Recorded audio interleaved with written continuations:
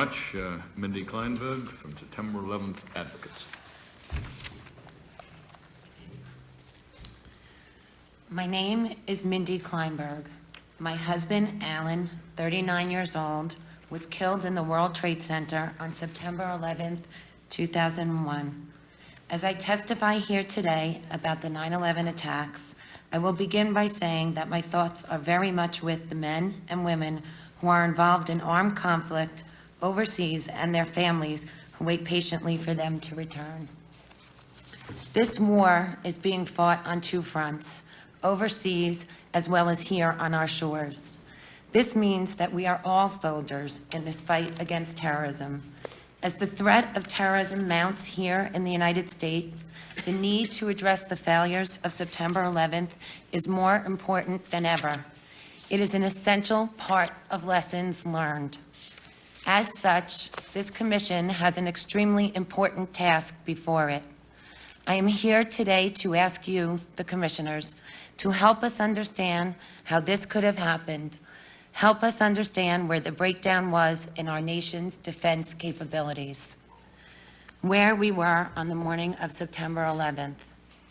On the morning of September 11th, my 3-year-old son Sam and I walked Jacob 10 and Lauren 7 to the bus stop at about 8:40 a.m. It was the fourth day of a new school year, and you could still feel everyone's excitement. It was such a beautiful day that Sam and I literally skipped home, oblivious to what was happening in New York. At around 8:55, I was confirming playdate plans for Sam when a friend said, "I can't believe what I'm watching on TV. A plane has just hit the World Trade Center." For some reason, it didn't register with me. Until a few minutes later, I asked her calmly, "What building did you say?" "Oh, that's Alan's building. I have to call you back." There was no answer when I tried to reach him at the office. By now, my house started filling with people, his mother, my parents, our sisters and friends. The seriousness of the situation was beginning to register. We spent the rest of the day calling hospitals and the Red Cross and any place else we could think of to see if we could find him. I'll never forget thinking all day long, how am I going to tell Jacob and Lauren that their father was missing? They came home to a house filled with people, but no daddy. How were they going to be able to wait calmly for his return? What if he was really hurt? This was their hero, their king, their best friend, their father. The thoughts of that day replay over and over in our heads, always wishing for a different outcome. We are trying to learn to live with the pain. We will never forget where we were or how we felt on September 11th. But where was our government, its agencies and institutions prior to and on the morning of September 11th? The theory of luck. With regard to the 9/11 attacks, it has been said that the intelligence agencies have to be right 100% of the time, and the terrorists only have to get lucky once. This explanation for the devastating attacks of September 11th, simple on its face, is wrong in its value. Because the 9/11 terrorists were not just lucky once. They were lucky over and over again. Allow me to illustrate. The SEC. The terrorist lucky streak began the week before September 11th with the Securities and Exchange Commission, or SEC. The SEC, in concert with the United States intelligence agencies, has sophisticated software programs that are used in real time to watch both domestic and overseas markets to seek out trends that may indicate a present or future crime. In the week prior to September 11th, both the SEC and U.S. intelligence agencies ignored one major stock market indicator, one that could have yielded valuable information with regard to the September 11th attacks. On the Chicago Board Options Exchange during the week before September 11th, put options were purchased on American and United Airlines, the two airlines involved in the attacks. The investors who placed these orders were gambling that in the short term, the stock prices of both airlines would plummet. Never before on the Chicago Exchange were such large amounts of United and American Airline options traded. These investors netted a profit of several million dollars after the September 11th attacks. Interestingly, the names of the investors remain undisclosed and the millions remain unclaimed in the Chicago Exchange account. Why were these aberrant trades not discovered prior to 9/11? Who were the individuals who placed these trades? Have they been investigated? Who was responsible for monitoring these activities? Have those individuals been held responsible for their inaction? The INS. Prior to 9/11, our United States intelligence agencies should have stopped the 19 terrorists from entering this country for intelligence reasons alone. However, their failure to do so in 19 instances does not negate the luck involved for the terrorists when it comes to their visa applications and our Immigration and Naturalization Service, or INS. With regard to the INS, the terrorists got lucky 15 individual times because 15 of the 19 hijackers' visas should have been unquestionably denied. Most of the 19 hijackers were young, unmarried, unemployed males. They were, in short, the classic overstay candidates. A seasoned former consular officer stated in National Review magazine, single, idle, young adults with no specific destination in the United States rarely get visas absent compelling circumstances. Yet, these 19 young, single, unemployed, classic overstay candidates still receive their visas. I am holding in the hand some of the applications of the terrorists who killed my husband. All of these forms are incomplete and incorrect. Some of the terrorists listed their means of support as simply student, failing to then list the name and address of any school or institution. Others, when asked about their means of support for their stay in the United States, wrote myself and provided no further documentation. Some of the terrorists listed their destination as simply hotel or California or New York. One even listed his destination as no.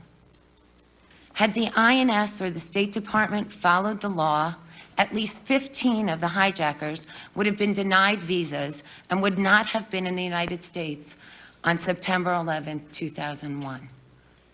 Help us to understand how something as simple as reviewing forms for completeness could have been missed at least 15 times. How many more lucky terrorists gained unfettered access into this country? With no one being held accountable, how do we know that this still isn't happening?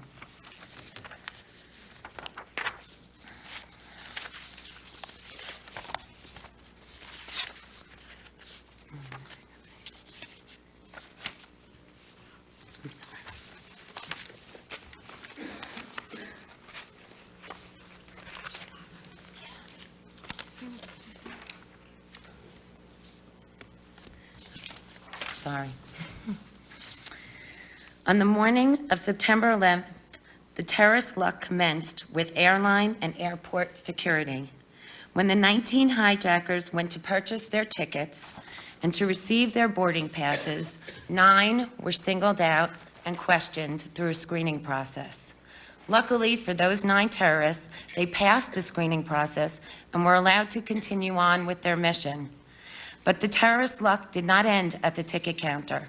It accompanied them through airport security as well, because how else would the hijackers get specifically contraband items such as box cutters, pepper spray, or according to one FAA executive summary, a gun on those planes? Finally, sadly for us, years of GAO recommendations to secure cockpit doors were ignored, making it all too easy for the hijackers to gain access to the flight controls and carry out their suicide missions. The FAA and NORAD. Prior to 9/11, FAA and Department of Defense manuals gave clear, comprehensive instructions on how to handle everything from minor emergencies to full-blown hijackings. These protocols were in place and were practiced regularly for a good reason. With heavily trafficked airspace, airliners without radio and transponder contact are collisions waiting to happen. These protocols dictate that in the event of an emergency, the FAA is to notify NORAD.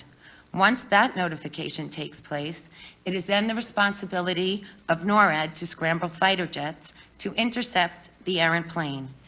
It is a matter of routine procedure for fighter jets to intercept commercial airliners in order to regain contact with the pilot.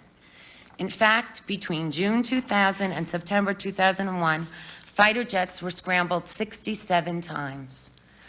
If that weren't enough protection, on September 11th, NEADS, or the Northeast Air Defense System of NORAD, was several days into a semi-annual exercise known as Vigilant Guardian.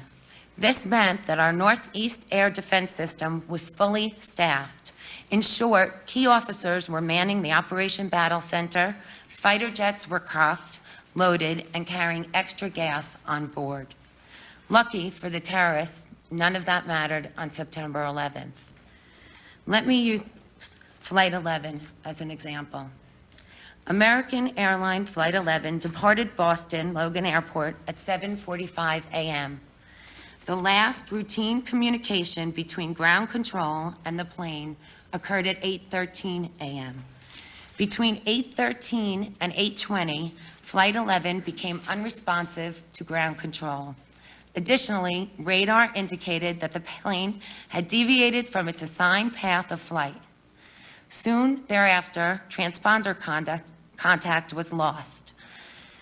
Two Flight 11 airline attendants had separately called American Airlines, reporting a hijacking, the presence of weapons, and the inflictions of injuries on passengers and crew.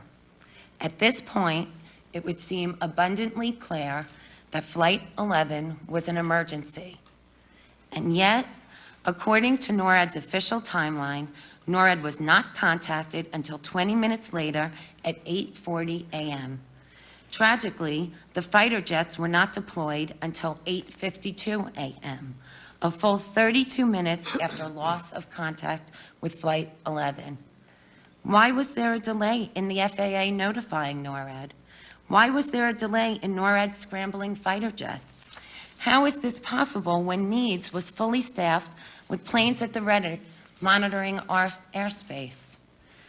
Flight 175, 77, and 93 all had the same repeat pattern of delays in notification and delays in scrambling fighter jets. Delays that are unimaginable considering a plane had, by this time, already hit the World Trade Center. Even more baffling for us is the fact that fighter jets were not scrambled from the closest Air Force bases.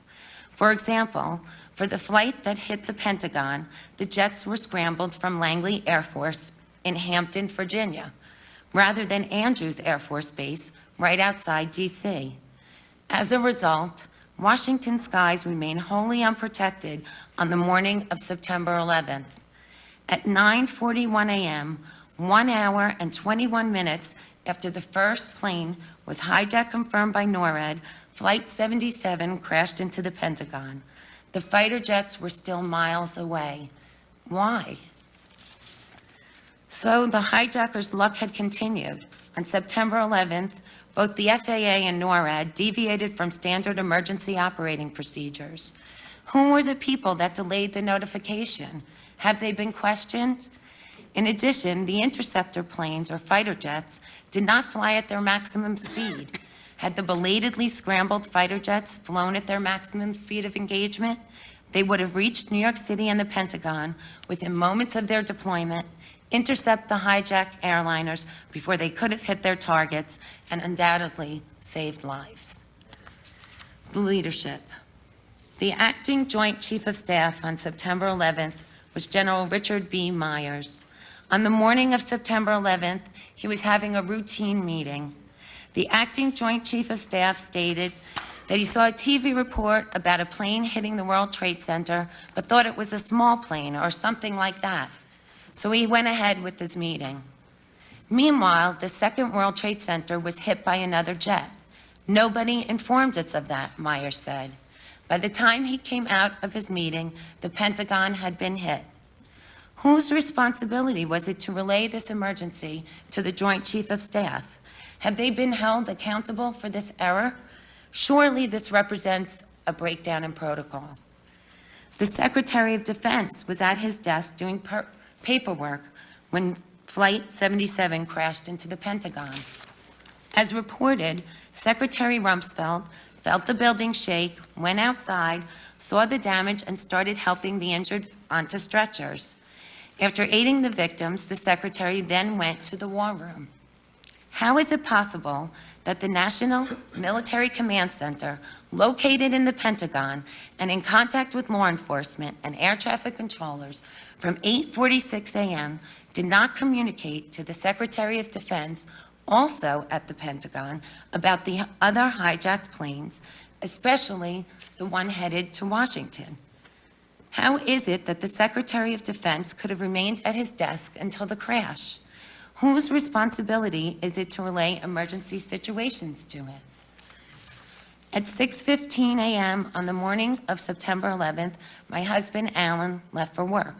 He drove into New York City and was at his desk, working at his NASDAQ security trading position with Cantor Fitzgerald in Tower 1 of the World Trade Center by 7:30 a.m. In contrast, on that morning, President Bush was scheduled to read to elementary school children. Before the president walked into the classroom, NORAD had sufficient information that the plane that hit the World Trade Center was hijacked. At that time, they also had knowledge that 2 other commercial airliners in the air were also hijacked. It would seem that a national emergency was in progress. Yet the president was allowed to enter a classroom full of young children and listen to students read. Why didn't the Secret Service inform him of this national emergency? When is the president supposed to be notified of everything the agencies know? Why was the president permitted by the Secret Service to remain in the Sarasota Elementary School?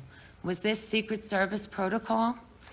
In the case of a national emergency, seconds of indecision could cost thousands of lives, and it is precisely for that reason that our government has a whole network of adjuncts and advisors to ensure that these top officials are among the first to be informed and not the last. Where were these individuals who did not properly inform these top officials? Where was the breakdown in communication? Was it luck? Is it luck that aberrant stock trades were not monitored? Is it luck when 15 of visas are awarded based on incomplete forms? Is it luck when airline security screeners allow hijackers to board planes with box cutters and pepper spray? Is it luck when emergency FAA and NORAD protocols are not followed? Is it luck when a national emergency is not reported to top government officials on a timely basis? To me, luck is something that happens once. When you have this repeated pattern of broken protocols, broken laws, broken communication, one cannot still call it luck. If at some point we don't look to hold the individuals accountable for not doing their jobs properly, then how can we ever expect for terrorists to not get lucky again?